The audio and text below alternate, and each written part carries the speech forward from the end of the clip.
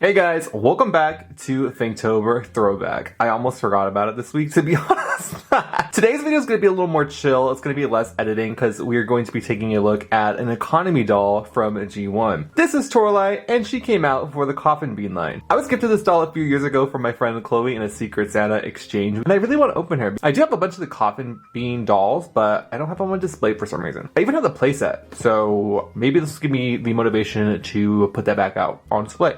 Also, I'm gonna have a really heavy lisp in this video because I have my last Invisalign tray in. I want it to be over with, guys. I hate Invisalign. It's almost there. We're at the finish line almost.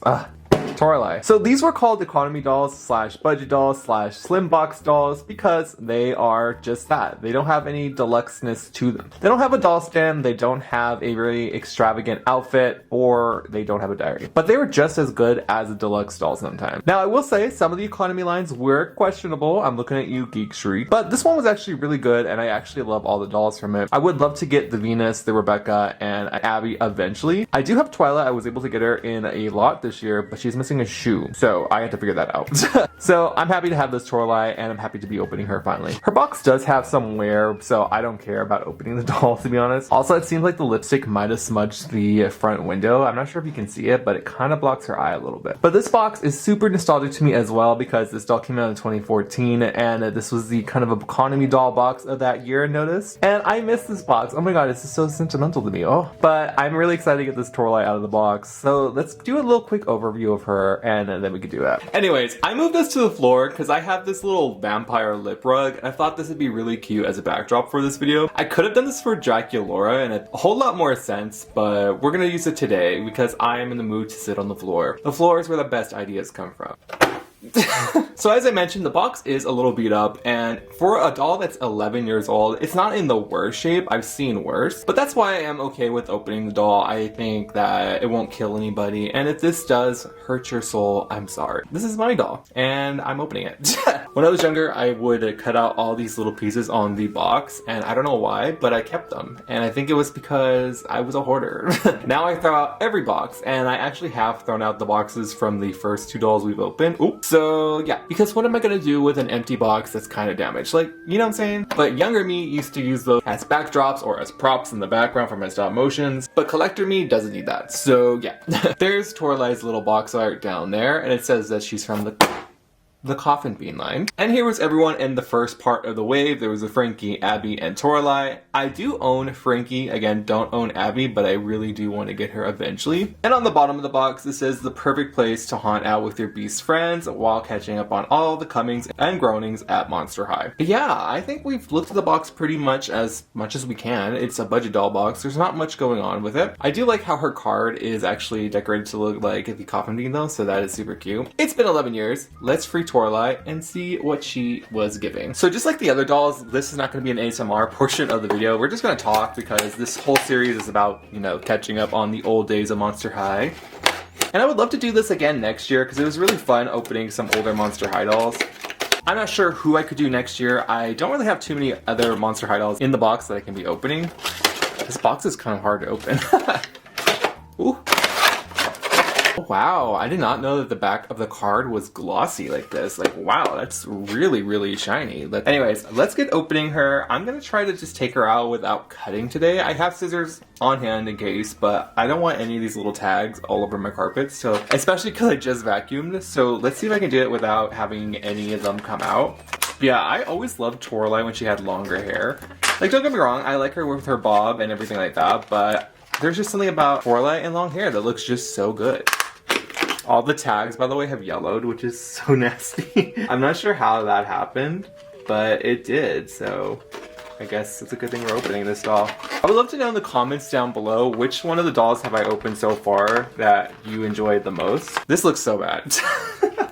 Also in the comments, let me know dolls you would love to see me maybe try getting and opening on camera. I think that'd be fun to know. Also, thank you for this commenter for letting me know that the person I was mentioning in my Draculaura video about who used to open all her dolls and was a ballerina was Monster High Dorothy. I had not known what the username was, and now I do, so I'm very happy that I do know it. Monster High Dorothy, you are an icon, and I loved your channel. But guys, this doll, her entire hair, is full of glue. It is disgusting. It is really sticky. It is not going to move from this shape at all. That is disgusting. So far, this Toralei is now the most gluey doll out of the 3 I've opened so far. I'm hoping that the last 2 won't be this bad, but her hair is in need of a WD-40 treatment ASAP. And she does come with her tail. It's always separate in the box, which is so funny to me. And she does come with a little coffee, which I'm going to take out off camera because it's like really in there with plastic, so BRB. Okay guys, so Toralei's out of the box. I just gotta put her tail on because, like I said, it is always separate on a Toralei doll from G1. For some reason though, with G3, they seem to always have their tails on, so I'm not sure what was fixed in packaging, but yeah. As I mentioned earlier in this video, these dolls don't have stands or diaries or really intricate outfits. They were just really standard dolls that you could get your kid or yourself if you're on a tight budget. They're $5 cheaper than the deluxe doll, so you still got all the quality of the articulation and the hair, but they were just simpler. They're more basic fashions that you don't have to worry about all the little things getting lost. So yeah, these are cute. Monster High does still do budget dolls nowadays, but they are less articulated and some have poly hair. But I would say the clothes are pretty much the same quality, so nothing's changed there. She came with this silver little cauldron cup that has some kind of purple liquid in it. They all came with their own signature little drink, so I think Frankie came with like a Zappuccino or something like that, and so on and so forth. I know that the coffin being placed like also comes with a bunch of drinks, so this one probably already existed there, so it's just another drink to add to the table for Laguna to serve. But yeah, other than that and her tail, that's all that she comes with. So let's look at Toralei. As I mentioned before, her hair is super duper gluey. Like, it is rock hard. Like, I can't move like half of it. Like, you see that? We'll wash her hair afterwards because she deserves a little wash. But she has pretty long hair. It's not super long, but it at least stops at her shoulders. She has a traditional Toralei orange hair color with some black underneath and a little side bang that has the little scratch marks that pretty much all G1 Toralei's I feel had somehow incorporated into their look. I'm gonna try to keep that gelled while I wash her hair because I don't want to have to redraw it, or, you know. She doesn't have any earrings, which I just noticed. Her face is extremely sticky and wet looking because of all the glue that she's been having to deal with for 11 years now. But she has purple eyeshadow with a little bit of glitter at the brow bone. She has some red lipstick on, and it is a little messed up, which would explain why it was on the window of the box. Her cheek stripes look pretty decent, which is good, I guess. I forgot how like severe Toralei looked in G1. Like, I like it more than G3. G3 really needs to overhaul Toralei's face, in my personal opinion. Like, it something needs to change there. So Toralei is wearing 2 pieces. She's wearing this long tank top that is purple, white, and black. It's like a scratch print, but it kind of blends in because it's multiple colors. She has a red studded belt, which I believe is a reused accessory because that's one thing about budget dolls. They always did reuse some accessories. And on the bottom, she has like a houndstooth print skirt, and it's made of a generic Monster High polyester material. But yeah, very, very basic, but it's very cute. It does the job of going to the coffin bean, you know? She also has on this studded purple bracelet, which we've seen on so many Monster High dolls. And she has on these red shoes, which I believe are Claudine's, and they're just reused. I could be wrong though. Let me know in the comments down below. But there's no paint details to them. They're just plain red. But yeah, let me know what you think about the shoes and her outfit in the comments below. But yeah, that is pretty much Toralei. This was a really quick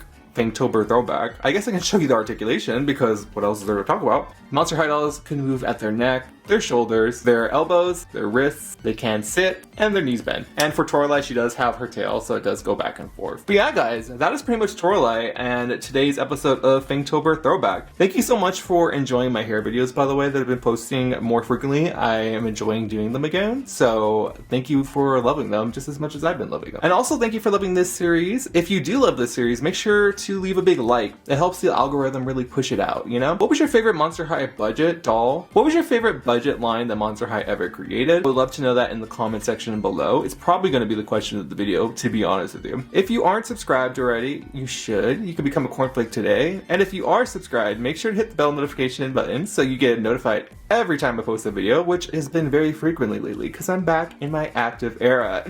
You can follow me on all of my social medias, which is at ZombieXCorn. They'll be linked in the description below. And guys, that is pretty much the end of this video, but I hope to see you guys in my next one. But until then, bye!